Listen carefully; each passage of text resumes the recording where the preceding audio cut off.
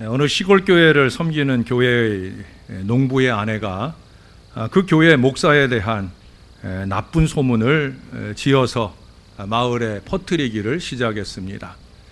모든 사람이 그 소문을 알고 수군거리기 시작합니다. 사실은 이것은 큰 실수가 아닐 수 없죠. 왜? 마을 사람들 중에는 예수를 안 믿는 사람들도 있는데 목사의 좋지 않은 소문을 지어 만들어 퍼뜨리는 것은 결국 교회와 복음의 역사에도 저촉되어지는 일이죠. 그래서인지 몰라도 그녀는 우연하게도 며칠 지나지 않아서 그만 병져 눕게 되었습니다. 병상에서 홀로 누워 있다 보니까 그 마음 가운데 죄책감이 생기게 되어지는 거예요. 그래서 그 마음의 뉘우침을 가지고 문병하기 위해 찾아온 사람들에게 사실을, 진실을 고백하기 시작합니다. 자기가 거짓말했었다고. 그리고 몸이 회복된 후에 목사님께 찾아가서 용서를 빕니다. 물론 목사님께서도 용서합니다. 그런데 제 한 가지 소원만 좀 들어주시겠어요? 라고 물었어요. 당연히 좋다고 말씀만 하시라고 대답을 합니다. 목사님이 청을 하기를 집에 가셔서 닭 한 마리 잡아가지고 그 닭의 날개 깃털을 다 뽑아서 광주리에 담아가지고 와주시겠어요? 했더니 쏜살같이 가가지고 한 마리 닭 잡아서 깃털을 다 뽑아가지고 가져왔어요. 목사님이 또 부탁하기를 자, 이제 그 깃털을 가지고 온 동네 돌아다니면서 그 깃털을 다 뿌려주세요. 혹시 남는 게 있으면 교회로 가져오셔서 종탑 위에서 다 뿌려주시고 그러고 오셔요. 그래서 이 여인이 신나서 나가가지고 그렇게 깃털을 다 뿌리기 시작을 합니다. 그리고 다 만족한 마음을 가지고 교회로 왔어요. 목사님께서 자, 이제 마지막 하나입니다. 이제 그 깃털을 다 모아오세요 라고 말했어요. 할 수 있어요? 없어요? 안 되는 일이지요. 그 여인도 사색이 되어서 목사님, 그건 어려운 일입니다. 어떻게 온 동네 뿌려진 깃털들을 다 찾아올 수 있겠습니까? 라고 말했더라는 거예요. 그때 목사님이 그녀에게 이렇게 말하더랍니다. 맞습니다. 내가 당신을 기꺼이 용서할 수 있습니다마는 당신의 그 거짓말 때문에 생긴 피해는 원상대로 만들어 놓을 수 없음을 잊지 마시고 사시기 바랍니다. 그녀는 그 말에 깊이 뉘우치고 그 이후에 정직하게 신실하게 그 삶을 살게 되었다 하는 거예요. 이 이야기에 알맞는 말이 있죠. 엎질러진 물은 다시 담을 수 없다. 그런데 여러분, 우리 지난주에 배운 속죄제는 바로 그 물을 부지 중에 엎지른 죄를 용서해 주시기 위한 제사라고 하면 오늘 우리가 이제 마지막 5번째 배우게 되어지는 이 속건제는 그 엎질러진 물을 담기 위한 보상의 제사라고 할 수 있을 거예요. 죄의 문제를 속함받기 위한 제사라는 점에서는 속죄제, 속건제가 제사 목적이 거의 동일합니다. 그러므로 어떠한 죄는 그 죄를 무슨 제사로 속함받을 것인가 하는 점에 있어서도 그 구별이 뚜렷이 못해요. 그래서 레위기 5장 6절에서처럼 이 두 가지 제사가 구별 없이 드려졌거나 또는 동시에 드려지게 되는 경우도 있다는 거예요. 그럼에도 불구하고 이 두 제사는 각기 독특한 특징을 가진 제사로서 서로 구별되어집니다. 오늘은 이 속건제를 살펴봄에 있어서 속죄제와의 그 구별되는 특징들을 중심으로 함께 생각을 해보겠습니다. 시간상 다 꼽아드리지는 못하고 중요한 것 3가지를 오늘 함께 나누려고 합니다. 첫 번째는 제사 제물에 대한 얘기입니다. 속죄제는 여러분들이 보신 대로 수송아지부터 제사장이나 회중 전체가 잘못했을 때 수송아지를 제물로 드리는 것부터 시작해서 그 이후에 신분이나 또는 형편에 따라서 고운 가루에 이르기까지 다양한 제물로 하나님께 올려드렸었어요. 그러나 이 속건제는 딱 한 가지예요. 그 희생제물의 희생제물로서 언제나 흠없는 수양만 드리도록 되어 있다는 거예요. 여기에 더하는 게 있지요. 바로 침해한 물건, 즉 하나님의 성물이나 이웃의 물건에 손해를 입혔을 경우에 그 5분의 1에 해당되는 벌과금이 가산되었다는 거예요. 본물에 대한 거는 물론이고 거기에 5분의 1을 더해서 자기가 속여 먹거나 가로챈 것에 대한 그 보상을 꼭 해야 된다라고 하는 거예요. 이 손해배상의 성격이 이 속건제의 제일된 특징입니다. 다시 말해 이 배상이 진정한 회개의 표식이 되어서 하나님이나 피해자로부터 완전한 죄 용서를 받을 수 있는 원리를 모형적으로 보여주고 있어요. 그런 점에서 보면 이 속건제만큼은 하나님의 공의를 가장 잘 보여주는 제사라는 거죠. 죄에 대한 정당한 보상과 조치가 이루어진다라고 하는 거예요. 자, 오늘도 이 다섯 번째 제사를 살펴보는 데 있어서 먼저 중요한 게 그리스도와 관련해서 생각해 보는 거죠. 여러분, 우리 무능한 인간은 자신의 엄청난 죄악성에 대한 보상 지불이 사실 자력으로는 불가능한 인생들입니다. 남의 돈을 떼먹은 채무자가 그 갚을 능력이 안 되면 어떻게 됩니까? 고발이 되고 사기죄가 적용이 되어서 감옥살이를 살아야 되는 거예요. 내가 돈을 빌려갈 때는 갚을 줄 알았어요. 물론 어떤 사람은 갚을 생각 없이 아예 처음부터 사기를 치는 사람도 있는데, 그렇지 않은 경우 내가 갚을 수 있을 것 같아서 가져갔는데 갚지 못하게 되면은 사기죄가 되는 거예요. 그래서 감옥에 갇히게 되는 이 죄의 대가를 받아야 되는 거예요. 마찬가지로 하나님 앞에 우리 인간은 스스로의 능력으로는 그의 모든 채무관계를 다 갚아낼 수가 없다라고 하는 거예요. 바로 이러한 보상 지불을 대신해 주실 분으로 예수 그리스도가 속건제의 이 어린 수양으로서 피 흘리셨을 뿐만 아니라 우리 인간들의 모든 채무를 완전 보상해 주시는 그 자리, 십자가 위에 올라가신 거예요. 십자가 그 은혜가 우리가 지불해야 할 5분의 1 이상, 아니 그 이상 더 많은 죄악의 문제까지라도 완전하게 보상을 해주신다는 거예요. 그러므로 이와 같은 보상이 실제 채무자인 우리와 관계를 갖기 위해서는 여러분 5절 말씀을 가보실래요? 5장 5절입니다. 이 중 하나의 허물이 있을 때에는 아무 일에 잘못하였노라 자복하고, 바로 이 죄악에 대한 자복입니다. 우리 지난주에 보았을 때는 회개라고 하는 말로 표현이 됐는데 여기는 한 발 더 나아가서 자복이에요. 자복. 다시 말해서 자기의 죄에 대한 애통입니다. 이것도 그 앞에 4절에 보면 함부로 말하면 함부로 말하여 맹세한 그것을 깨닫지 못하다가 그것을 깨닫게 되었을 때라는 걸 전제하는 거예요. 깨달음이 왔어요. 죄책이 왔어요. 그럴 때 그것을 하나님께나 그 대상에게 자복하는 이 보상의 절차를 가져야 된다는 거예요. 우리가 오늘 교독한 시편 32편 말씀을 여러분 기억하시나 모르겠어요. 거기에 보면은 내가 죄를 주님 앞에 고백하지 않을 때 내가 종일 신음하고 내 뼈가 쇠하였다. 이게 신앙이 있을 때 가능한 일이죠. 양심의 가책을 느꼈다는 거예요. 근데 양심의 가책만으로는 안 된다는 거예요. 그게 고백되어지지 않으면 내 뼈가 쇠하여졌다, 바짝바짝 마른다는 거예요. 좀 이따가도 제가 잠깐 얘기를 하겠지만 우리 노예 안에 어떤 교회도 장로님들 중에 그렇게 바짝바짝 마르고 계신 분이 있어요. 그런 분들은 왜 그러느냐? 고백해야 되는 죄를 고백하지 않고 감추고 넘어가고 싶은 마음들 때문에 스스로를 병들게 하고 있는 거예요.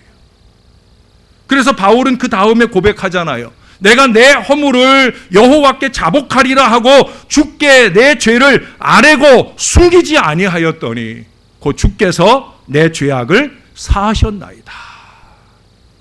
그렇게 애통을 통한 하나님의 사죄의 은혜를 감사하고 노래하는 모습을 보여주게 됩니다. 자복 자체는 어렵죠. 그러나 자복하고 나면 후련한 마음의 기쁨이 내 마음속에 찾아온다는 거예요. 여러분, 삭개오의 구체적인 자복을 기억하시죠? 내가 네 것을 토색한 일이 있으면 내가 5분의 1도 아니에요. 내가 4배나 갚겠습니다. 그는 그 자복을 주님 앞에 고백함으로 그와 그 온 집이 구원받는 은혜를 선포받게 되어지는 걸 봅니다. 그런데 우리가 여기서 결코 짚고 넘어갈 것은 바로 이 여호와의 성물에 대한 범과의 문제입니다. 여러분, 오늘 우리가 읽은 15절을 보십시다. 누구든지 여호와의 성물에 대하여 부지 중에 범죄하였으면. 자, 여호와의 성물이 뭐예요? 여호와의 성물, 오늘 우리들의 신앙 속에서 여호와의 성물이라 꼽을 수 있는 것은 여러 가지가 있죠. 첫 번째는 바로 우리 자신입니다. 우리가 여호와의 성물이잖아요. 특별히 하나님이 기름 부어 세운 종, 목사는 여호와의 거룩한 성물이잖아요. 목사가 이 성물로서의 본분을 다하지 못하면 그 성물을 범과하는 거죠. 이 거룩한 성물에 죄를 더하면 하나님 앞에 큰 죄를 더하는 거지. 목사만 아닙니다. 하나님이 기름 부어 세운 모든 주의 자녀들이 자신이 하나님의 성물이다, 그리스도의 보혈로 인침받은 성물이다 하는 사실을 잊지 말아야 되는 거예요. 또 다른 성물이 뭐가 있습니까? 바로 오늘 주일도 하나님이 거룩하게 지키라 하신 여호와의 성일이라고 하잖아요. 하나님의 성물이에요. 거룩하게 지켜낼 사명의 시간이라는 거예요. 여름이 되어서 여기저기 시원한 곳을 찾아가신 분들도 있지 싶은데, 여러분, 성일은 성물입니다. 하나님의 성물을 범과하지 마셔요. 정말 부득이해서 이 주일을 범했을 때는 여러분, 그 주간 중에 새벽 하루라도, 수요일 저녁에라도, 금요일 저녁에라도 한 번 더 예배함으로 성물을 범한 범과에 대한 자복의 마음을 지켜내시길 바라요. 어쩔 수 없이 지키지 못하는 때가 있다고 하면 그것에 대한 가품이 있어야 된다는 거예요. 자, 그 다음 여호와의 성물이 뭐겠어요? 어쩔 수 없이 여러분들이 싫어하는 헌금 얘기를 할 수밖에 없어요. 가장 하나님이 중요하게 보시는 성물은 11조입니다. 모든 짐승의 첫 새끼, 곡식의 첫 소산, 이것이 더 나아가 우리의 마음에 작정하고 서원한 예물까지도 다 여호와의 성물이에요. 내 마음에 품기만 했던 것인데 뭘? 라고 생각하면 안 돼요. 우리가 부지 중에 또한 마음이 변절되어서 그 하나님의 성물을 내 마음대로 유용한 경우, 여호와의 성물에 대한 범과입니다. 이것은 내 손에 있다고 해서 내 것으로 오해하여 그 처리를 내 멋대로 하려는 우리들의 그 어리석은 생각을 바로잡아주는 아주 중요한 교훈의 말씀이에요. 여러분, 일반적으로 죄는 두 가지 종류가 있다고 지난주에 말씀드렸죠. 죄와 허물이에요. 죄는 뭐라고 그랬어요? 하나님이 하라 했는데 하지 않는 게 죄라고 그랬어요. 허물은 뭐라고 그랬어요? 그 반대라고 그랬죠. 하지 말아라 했는데 하는 것이 허물이라고 그랬어요. 11조의 같은 경우에는요, 마땅히 하나님의 것을 하나님께로 드려라 했는데 드리지 않으면 그게 뭐예요? 죄지요. 또 반대로 자기 맛대로 하나님의 것을 유용하지 말아라 했는데 유용했다고 하면 그것은 허물의 죄. 죄와 허물을 다 겸하여 짓는 어리석음이 바로 여기에 있다는 거예요. 그러므로 하나님의 것에 대한 내 맘대로의 처리나 유용을 타인의 재산을 횡령한 것과 같은, 아니 그 이상의 범죄일 수 있으며 그 전체 유용량의 5분의 1을 배상금으로 더 바쳐야 된다는 거예요. 큰일 났어요. 원금도 다 상환하기 어려운데 5분의 1을 더하여 바치라. 물론 그것은 구약적인 전제를 근거로 합니다. 그러나 여러분, 그래도 잊지 말아야 될 중요한 신앙 정신 가운데 하나예요. 우리 동생이 지금은 목사가 됐어요. 전에는 우리 동생도 셀러리맨이었어요. 셀러리맨이 뭐예요? 봉급 생활하는 사람이에요. 셀러리가 봉급을 얘기하는 거고 봉급 생활하는 사람이라는 거죠. 여러분, 셀러리라는 말이 어디서 나온 말인 줄 아세요? 셀러리라고 하는 말은 솔트, 소금이라는 말과 머니, 돈이라고 하는 말이 합쳐진 거예요. 소금돈이라는 거예요. 무슨 얘기예요? 내가 땀 흘려서 얻은 소득이 바로 셀러리예요. 봉급이라는 거죠.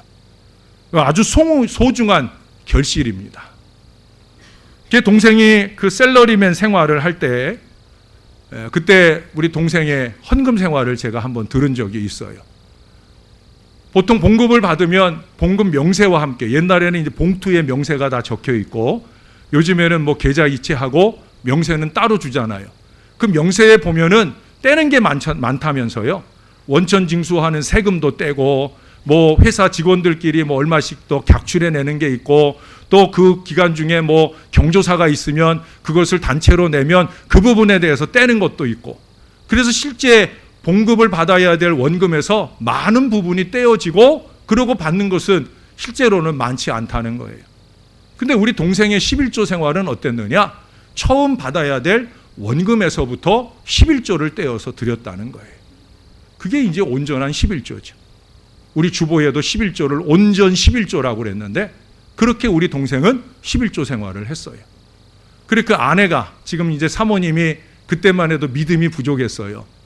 그래서 안 그래도 어려운데 이렇게 다 떼어내고 받은 헌금에, 봉투에, 그 봉급에서 11조를 드려도 되는데 왜 그러느냐라고 물었어요. 그때 우리 동생이 그런 대답을 했다는 거예요. 봉급 받을 때 이것저것 다 떼어내는 것은 국민이나 또는 공동체 일원이라는 의무감에서 먼저 떼어내도 아무 말 않고 내면서 정작 내 땀의 결정체에서 하나님의 것으로 제일 먼저 떼어내어 드리는 데에는 내가 인색할 수가 없다는 거예요. 나라나 사람에 대해서는 인색하지 않은데 왜 하늘 하나님을 향해서는 인색해야 되느냐 하는 마음으로 그때부터 그런 헌금 생활을 했어요. 아마 그래서 하나님께서 부르시고 쓰시는 것이 아닌가 하는 생각을 하게 됩니다. 여러분, 회개함에 있어 여호와의 성물에 대한 범과 부분은 우리가 쉽게 지나치는 경우가 많아요. 왜? 이미 그 생활에 너무 익숙해 있어서. 이웃의 물건에 손해를 입힌 것에 대한 회개도 중요하지만 먼저는 하나님과의 문제가 해결되어져야 됩니다. 제가 우리 자식들, 우리 진혁이와 유빈이에게 늘 자주 강조하는 게 하나 있어요. 그것은 뭐냐면, 야, 도둑질 중에 최고 도둑질은 하나님의 성물에 대한 도둑질이다. 11조는 절대 10원 하나도 떼먹으면 안 된다 하는 얘기를 제가 늘 강조해요. 그래서 아이들 가운데는 하나님께 11조 드릴 때 얘네들이 뭐 우리 딸내미도 아르바이트를 하잖아요. 그럼 예를 들어서 한 달 아르바이트 해봐야 뭐 70만 원, 80만 원 이렇게 받으면 11조 드릴 때 10만 원을 드리더라고요. 전 그런 모습들이 얼마나 감사한지. 제가 우리 아이들을 위해서 기도하는 게 딱 하나예요. 우리 교회에서 11조 제일 많이 하게 해달라고. 근데 요즘엔 제가 그 기도 안 해요. 왜 안 할 것 같아요? 여러분, 죄송하고 부끄러운 얘기인데 작년 한 해 우리 교회에서 헌금을 제일 많이 한 가정이 죄송하게도 저희 가정이에요. 저희 집이 잘 벌고 잘 살아서 그럴까요? 아마 그렇지는 않을 것 같아요. 그래서 어쩌면 목사로서 부끄럽기도 하고 하나님께 죄송하기도 해요. 전 그래서 그 기도를 이제 안 해요. 우리 교회에서 11조 제일 많이 하는 자녀들 되게 해달라고. 왜? 그건 우리 교회에서 너무 쉽기 때문에 그래요. 저는 오히려 세상에서 11조 제일 많이 하는 그런 자녀가 되었으면 하는 바람을 감히 하나님께 욕심으로 기도합니다. 사랑하는 여러분, 왜 제가 이 얘기를 강조하느냐? 우리가 여호와의 성물에 대한 범과가 시작이 되면은요, 그 이상의 화인 맞은 양심의 일들을 저지르게 돼요. 요즘 이름만 대면 알만한 큰 교회에 어느 장로님이 그 교회의 건축 사업이 진행되는데 은행에서 융자를 받아가지고는 이 건축 사업을 진행하지 않고 그 돈을 자기가 자기 사업에 유용해서 썼어요. 보통 큰 금액이 아니에요. 어떻게 교회 장로가 그럴 수 있느냐 싶은 큰 금액을 내다가 그렇게 유용을 했어요. 교회가 큰 어려움을 겪고 있어요. 목사는 그것을 방조한 책임, 그 장로가 자기의 목회에 아주 많은 도움을 주던 분이다 보니까 자연 그 내용들을 전혀 모르는 건 아니었을 텐데 하는 추측이 가는 모습으로 책임을 지고 교회를 떠나시게 될 위기에 놓여 있어요. 그것만이면 괜찮아요. 당회 안에 여러 장로님들이 그 일을 방조하거나 또는 일부 뇌물도 받은 이런 일들도 드러나고 있다는 거예요. 또 드러날까 봐 전전긍긍하다가 빼짝 말라버리는 그런 모습들을 보여주고 있다는 거예요. 여러분, 11조 작은 거지만 여호와의 성물을 범하기 시작하면 더 큰 죄악으로 갈 수가 있어요. 눈앞의 이익 때문에 마음의 죄악들을 그저 덮어놓고 가려는 마음들이 생길 수 있다는 거예요. 여러분, 투명성 얘기를 많이 하시죠? 우리는 그 투명함에 있어서 먼저 나 자신의 하나님 앞에서의 투명성을 먼저 돌아보아야 합니다. 나는 과연 하나님 앞에 이 11조를 비롯한 모든 헌금 생활에 투명하냐 하는 거예요. 왜 이것이 중요하냐? 그 다음 두 번째, 이 속죄제와 구별되는 특징은 속죄한 범죄의 성격에 따라 속죄제는 10계명 중에 1계명부터 4계명, 이건 하나님께 대한 계명을 어겼을 때를 주로 이 속죄제를 드리게 됩니다. 그런데 속건제의 경우에는 1계명부터 4계명을 포함해서 나머지 5계명부터 10계명까지 사람들에 대해서 범죄한 것들, 그 경우에 그 사람들에 대한 갚음은 물론이고 이 계명을 주신, 계명을 제정하신 하나님의 권위를 침해했다는 그런 의미에서 하나님께도 이 속건의 제사를 올려드리게 됩니다. 여러분 6장으로 한번 가보십시다. 6장 2절입니다. 누구든지 여호와께 신실하지 못하여 범죄하되 곧 이웃이 맡긴 물건이나 전당물을 속이거나 도둑질하거나 착취하고도 사실을 부인하거나. 여러분, 이웃을 향하여 속건제를 드려야 할 죄악들이 저질러지게 되는 출발점이 뭐예요? 하나님 앞에 신실하지 못하여. 바로 이거예요. 제가 그래서 마음의 투명성, 하나님 앞에 투명성을 말하는 거예요. 하나님 앞에 투명하지 못한, 신실하지 못한 그런 마음으로 사는 사람이 어찌 세상을 향하여 투명하게 살겠습니까? 눈앞의 이익을 위해서 속여먹고 거짓말하고 이걸 즐겨하는 사람들일 수밖에 없는 거예요. 우리가 정말 신실하게 하나님을 사랑하는 사람이 맞느냐? 이걸 먼저 스스로에게 자문해 봐야 되는 거예요. 나는 과연 하나님 앞에 투명하게 살고 있느냐? 어떤 사람이 기독교에 대해서 호의는 갖고 있는데 예수를 믿을 마음이 아직은 부족해요. 목사님께서 권면을 합니다. 예수 믿으세요 하니까 이분이 내가 예수님 믿고 싶은 마음은 있지만 아직은 때가 아닌 것 같아요. 내가 기독교에 대해서 호의는 가고 있지만 아직은 아닌 것 같아요 라고 얘기를 합니다. 그러자 목사님께서 정색을 하면서 말합니다. 당신은 그러면 죄인입니다. 그러자 이분도 정색을 합니다. 내가 왜 죄인입니까? 내가 그래도 교회는 안 다니지만 나름 내가 깨끗하게 살려고, 진실하게 살려고, 선량하게 살려고 노력하는 사람인데요 라고 말했어요. 그러자 목사님이 다시 힘주어 말합니다. 아닙니다. 당신은 큰 죄인입니다 라고 말씀하셔요. 그리고 성경을 펼쳐주셨어요.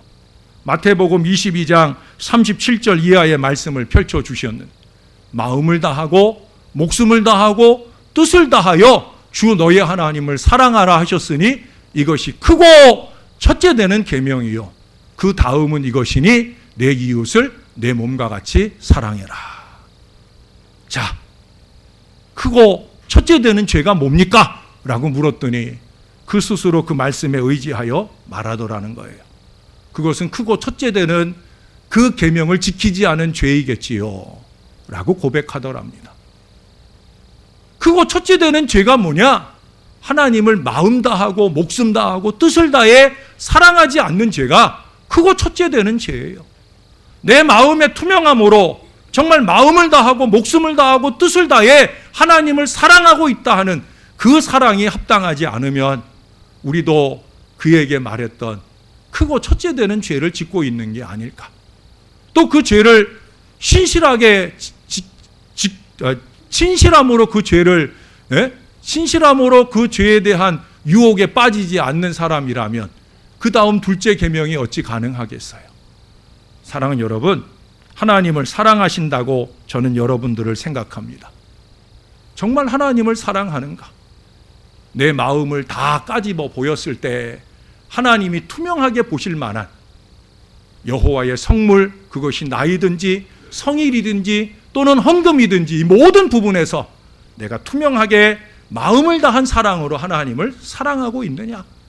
라는 부분에 우리가 예스라는 대답을 얻을 수 있을 때 우리는 그 다음 사람들을 향한 넉넉한 사랑의 역사가 가능할 수 있다라고 하는 거예요. 그렇다고 해서 이 속건제가 모든 하나님께 대한 범죄나 다른 인간들과의 사이의 범죄에 대해서 하나님과의 문제 해결로 끝난다라고 하는 것을 의미하는 건 아니에요.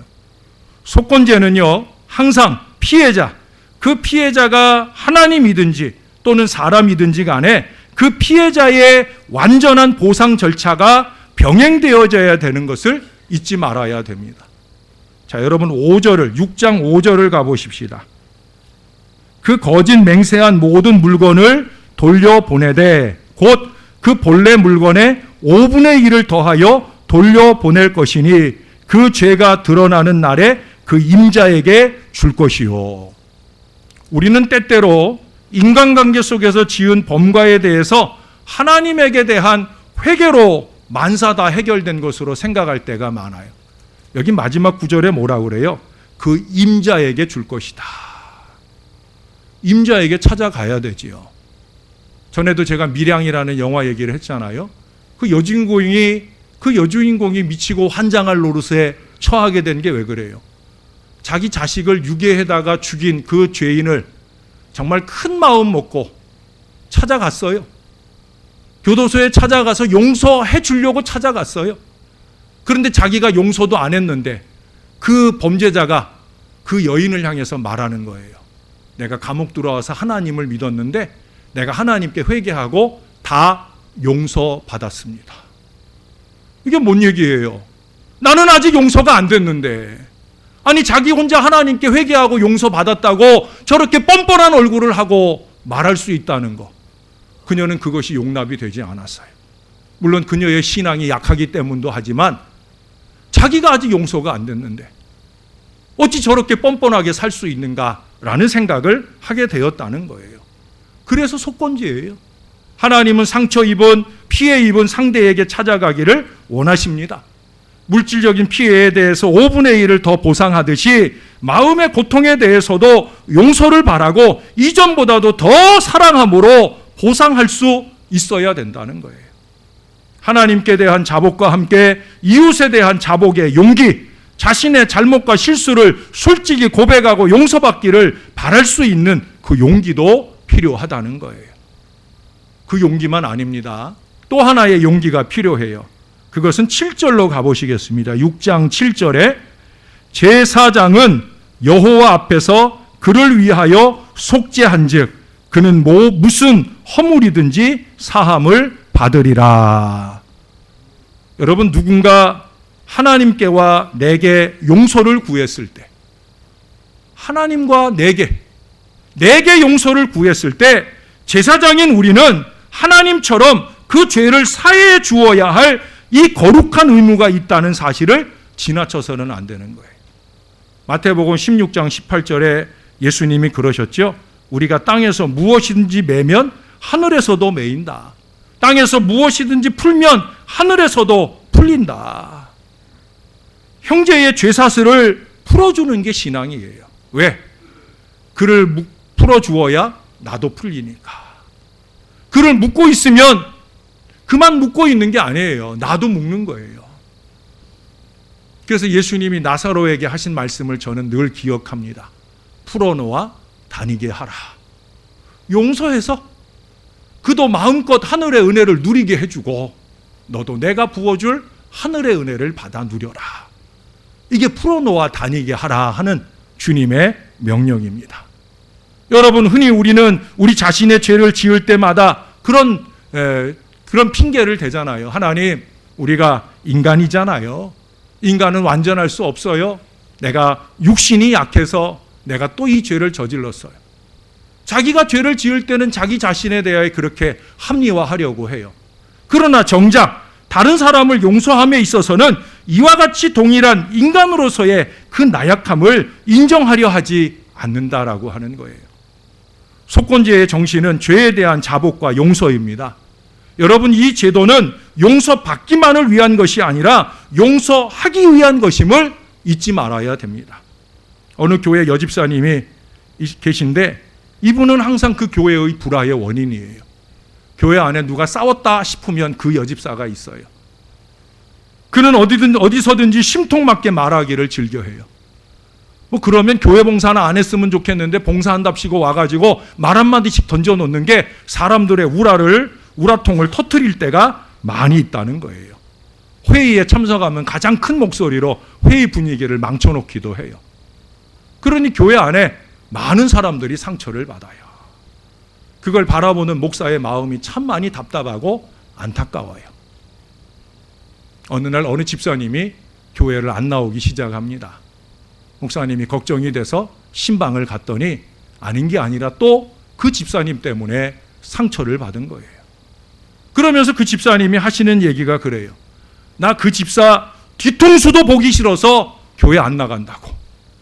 그렇게 얘기를 하더라는 거예요. 그때 목사님이 그 마음을 좀 풀어줄 양으로 씩 웃으면서 이렇게 얘기하셨답니다. 그러면 그 집사님보다 항상 먼저 나오셔서 그 집사님 앉는 자리보다 앞자리에 앉으시면 되겠네요 라고 얘기를 하더라는 거예요. 여러분, 그래서 해결이 되겠습니까? 그렇게 한 번, 두 번 앞자리에 앉는다고 하나님 앞자리에 가 앉았을 때는 어떻게 하려고요? 하나님 앞에 우리의 그 속죄받지 못한 죄악 때문에 천국을 안 가면 다행인데, 천국 안 가는 게 다행이에요? 불행이에요? 불행이죠. 근데 우리가 같이 가서 하나님 앞에 선다는 거죠. 이게 중요한 거예요. 그 하나님 앞에 우리가 용서받고 용서하지 못한 모습으로 나아가게 될 때 우리 아버지 하나님의 마음이 얼마나 답답할까 하는 거예요. 죄송한데 마지막 세 번째로 가야 됩니다. 속건제는 속죄제와는 달리 언제나 개인적인 성격을 띤 제사라는 거예요. 속죄제는 지난번에 이스라엘 회중 전체를 위해서도 속죄하는 제사를 드리잖아요. 속건제는 아니에요. 언제나 개인적이에요. 하나님의 백성으로 선택된 이스라엘이나 그리스도인으로서 부름받은 우리들 모두는 항상 죄의 문턱에 서서 살아갑니다. 그것은 우리 인간이 근본적으로 갖고 있는 연약성 때문이에요. 그래서 그 바울같이 위대한 신앙의 종도 그렇게 고백을 하잖아요. 오호라 나는 곤고한 사람이로다. 이 사망의 몸에서 누가 나를 건져내랴. 육신적으로 살게 되면 누구라도 죄를 지을 수밖에 없는 연약한 육신을 가지고 산다는 고백이에요. 그러나 여러분, 한 가지 중요한 점이 있어요. 뭐가 중요하냐? 제가 얘기 하나를 들려드릴게요. 어떤 목사님과 소녀가 신앙 상담을 하게 되었어요. 목사님이 소녀에게 묻습니다. 야, 너는 예수 믿기 전에 어떤 사람이었냐? 라고 물어요. 그녀가 고백을 합니다. 예, 저는 죄인이었어요. 그러면 예수 믿고 난 뒤에는 어떤 사람이냐? 라고 또 묻습니다. 그러자 그녀가 대답합니다. 역시 죄인입니다. 아니, 예수 믿기 전에도 죄인이고 예수 믿고 난 뒤에도 죄인이면 예수 믿기 전과 예수 믿은 뒤가 뭐가 다르냐? 라고 물었어요. 그러자 그녀가 또박또박 대답합니다. 목사님, 제가 예수 믿기 전에는 죄를 따라다니는 죄인이었습니다. 그러나 예수를 믿고 난 뒤에는 죄를 피해 다니는 죄인입니다. 라고 고백을 하더라는 거예요. 이 차이를 아시겠습니까? 예수 믿기 전, 지난 수요일 저녁에 금요일 저녁에 표현한 것처럼 예수를 잘 믿기 전 우리는 죄를 따라다니는 죄인이에요. 죄를 지어도 죄인 줄 모르고 살아가는 죄인이었어요. 그러나 예수를 잘 믿고 살아가는 저와 여러분이라면 이제는 다가오는 죄를 피할 수 있는 죄인이어야 되지요.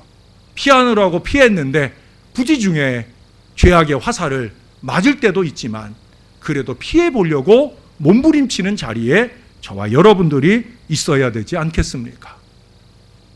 하나님은 이미 우리의 이 연약성을 다 아셔요. 구약의 수없이 반복되는 제사를 통해서는 이 인간의 모든 죄의 가능성을 극복하기 힘들다는 것도 다 아셔요. 그래서 예수 그리스도를 우리 위에 보내주신 거예요. 예수 그리스도를 통하여 우리의 미래의 죄까지도 이미 다 용서해 놓으셨어요. 언제든지 우리 자신의 죄의 깨달음, 그에 대한 자복이 있으면 용서해 주실 준비를 다 갖추어 놓으셨다는 거예요. 그러나 그렇다고 아니라고 나태한 신앙을 살면서 여전히 죄를 따라다니며 살기를 원하신 것은 아니지 않겠습니까? 신령한 것을 사모하며 죄를 피해 다니려고 노력하는 적극적인 신앙의 자세를 요구하고 계시는 거예요. 이제 5주 동안의 말씀을 정리를 하려고 합니다. 우리는 지난 5주 동안에 걸쳐서 구약의 제사를 공부했어요. 우리의 몸과 삶을 하나님이 기뻐하시는 거룩한 산 제사로 드시는 예배의 자세가 뭔지, 신앙의 자세가 뭔지를 살펴보았어요. 제일 중요한 건 뭐예요? 예수 그리스도는 이 구약의 5가지 제사를 다 만족하고도 남으실 만한 영원한 희생제물이 되어 주셨다라는 사실을 아시는 거예요. 그건 다 아셨을 거예요. 자, 이상의 5가지 제사를 정리해 보자면 속건제와 속죄제, 속죄제와 속건제는 죄인들을 위한 제사예요. 아니, 죄인들의 제사라고 말할 수 있겠어요. 번제와 소제와 화목제는 의인들을 위한 의인의 제사라 말할 수가 있을 거예요. 물론 이 5가지는 우리의 신앙에 있어서 없어서는 안 되는 아주 중요한 신앙의 요소들입니다. 그러나 여러분, 우리가 예수 잘 믿는 그리스도인이라면, 예수 잘 믿는 자라고 하면 속죄제나 속건제를 드리는 그 횟수나 삶은 좀 줄어들어야 되지 않겠습니까? 그리고 그 반면에 다른 3가지 제사, 번제와 소제와 화목제, 헌신과 희생 봉사와 감사의 제사는 넘치는 인생을 살아야 되지 않겠느냐는 거예요. 성경의 언어는 2가지로 되어 있어요. 구약은 히브리어로 되어 있고 신약은 헬라어로 되어 있어요. 이 히브리어와 헬라어의 중요한 특징 가운데 하나는 뭐냐? 그것은 그 알파벳 하나하나가 숫자를 말하고 있다는 거예요. 네? 헬라어를 예를 들면 알파, 베타, 감마, 델타 이럴 때 1, 2, 3, 4 이렇게 숫자가 차례로 가는 거예요. 알파벳 순서대로. 그래서 10 가고 나면 그 다음에 20, 30, 40 이런 식으로 알파벳 하나하나가 숫자를 가리켜요. 성경은 그 숫자를 가리키는 언어로 만들어져 있어요. 근데 성경에 나오지 않는 숫자가 하나 있어요. 뭘 것 같아요? 0이에요, 0. 성경에는 0 또는 지어로, 예? 이걸 가리키는 단어가 있질 않아요. 그 놀라운 가운데 하나가 아닐 수 없어요. 왜? 성경의 시조인 아브라함, 믿음의 조상인 아브라함이 원래 어디 사람이에요? 갈대아 사람이에요. 근데 갈대어에는 0이 있어요. 영어에서 제로라고 하는 이 단어도 갈대어에서 나온 말이에요. 갈대어에는 제로가 있는데 신앙의 말씀인 성경 안에는 0이 없다. 여러분, 왜 그럴 것 같아요? 저는 신앙에 있어서는 영의 상태가 없다는 의미라고 보여집니다. 다시 말해서 속죄제나 속건제가 필요한 신앙의 마이너스 빼기 상태에 있던가, 아니면 번제나 소제와 화목제의 인생이 풍성한 플러스 더하기의 인생을 살고 있던가, 우리는 두 가지 중에 하나예요. 이것도 저것도 아닌 중간이 없다는 거예요.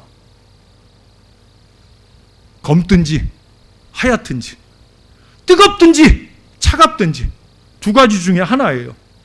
사랑하는 성도 여러분, 우리는, 아니 나는 지금 어느 상태에 있는가를 좀 돌아보십시다. 혹시 여전히 속죄제나 속건제가 필요한 그 마이너스의 상태에 있는 건 아니신지, 그러면 회개할 것은 회개하고 용서받을 것은 용서받아야 합니다. 그리고 이제 하나님께 대한 헌신이나 희생봉사나 화목의 자리로 나아갈 수 있어야 될 것입니다. 그래서 늘 우리 몸을 하나님이 기뻐하시는 거룩하고 향기로운 냄새의 제사로 드릴 수 있는 그 플러스 인생, 우리에게 이 십자가 은혜를 주신 이 더하기의 신앙 인생, 저와 여러분이 그렇게 아름답게 살아가는 주님의 거룩한 산 제물이 되시기를 우리 구주 예수님의 이름으로 간절히 축원합니다. 기도하겠습니다. 주님, 우리 위에 십자가에 달려 죽어주신 그 은혜를 다시 한번 감사합니다. 십자가 더하기의 은혜를 통해 우리의 신앙이 속죄제, 속건제가 필요한 마이너스 인생이 아니라 헌신과 희생 봉사와 감사로 넘치는 플러스의 인생을 살게 하시려고 늘 십자가 위에 달리신 예수님을 바라보며 살게 해주시니 감사합니다. 구약의 5가지 제사를 배웠습니다. 예수님과 관계된 이 예표적인 제사들을 통해 우리에게 주신 교훈들을 가슴 깊이 새기고 예수 잘 믿는 믿음의 인생으로 하루하루 잘 살게 하시다가 영원한 천국의 기쁨에 다 들어갈 수 있도록 우리를 붙들어 주시옵소서. 예수님의 이름으로 기도합니다. 아멘.